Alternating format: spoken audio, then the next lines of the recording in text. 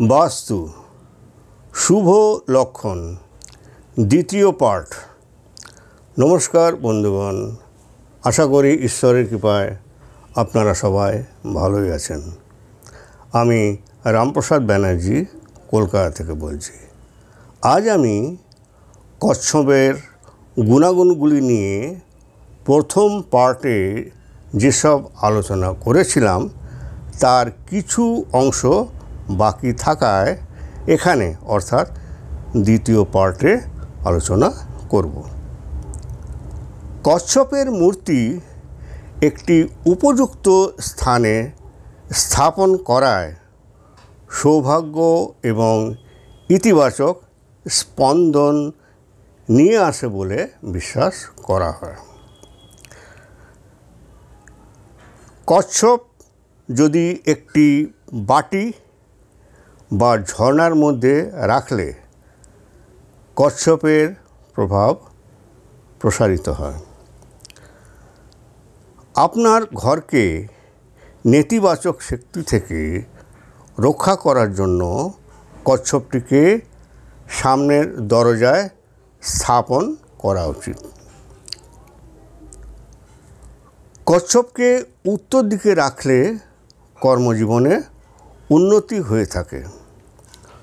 প্রতিশ্রুতিবদ্ধ মনোভাবকে উৎসাহিত করার জন্য কচ্ছপকে পূর্ব দিকে স্থাপন করা উচিত। কচ্ছপটি বিছানার শীর্ষের কাছে রাখলে নিদ্রাহীনতা এবং দুশ্চিন্তা থেকে দূর রাখতে সাহায্য করে। ধাতব কচ্ছপ দীর্ঘায়ু লাভ করে। এটিকে একটি জলের পাত্রে রাখলে বাড়িতে বা অফিসে প্রচুর ইতিবাচক শক্তির সঞ্চার হয়। কাঠের কচ্ছপ আপনার সম্পত্তির পূর্ব বা দক্ষিণ পূর্ব কোণে স্থাপন করা উচিত। এতে ইতিবাচক শক্তি আকর্ষণ করে।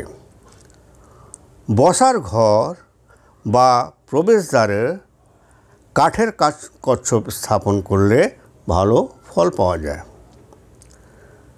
মাটির কচ্ছপ উত্তর দিকে স্থাপন করলে সৌভাগ্য, আর্থিক উন্নতি এবং ঘরে সাংসারিক যে কোনো অনটনের অভাব যা থাকে তা ধীরে ধীরে কমে যায় এবং উন্নতির দিকে এগিয়ে যায়। এজন্য মাটির একটি কচ্ছপ উত্তর দিকে স্থাপন করা বিশেষ প্রয়োজন। বাস্তুশাস্ত্র অনুসারে সবুজ কচ্ছপ সাধারণত বাড়ির উত্তর বা উত্তর পশ্চিম কোণে রাখা উচিত। ফলে সম্পদ বৃদ্ধি, ক্যারিয়ারের উন্নতি এবং পেশাগত সাফল্যের সম্ভাবনা বাড়ে। চাকরি ও ব্যবসার উন্নতির জন্য উত্তর দিকে একটি কালো কচ্ছপ স্থাপন করলে ফল ভালো পাওয়ার সম্ভাবনা থাকে।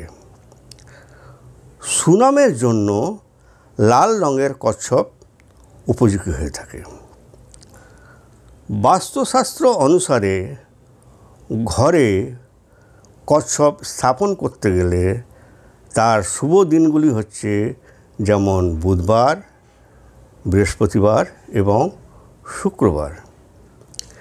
ক্রিস্টাল ও মাটির কচ্ছপগুলি দক্ষিণ পশ্চিম কোণের সর্বোত্তম দিক, অর্থাৎ মাটির বা ক্রিস্টালের কচ্ছপ দক্ষিণ পশ্চিম কোণে স্থাপন করা উচিত।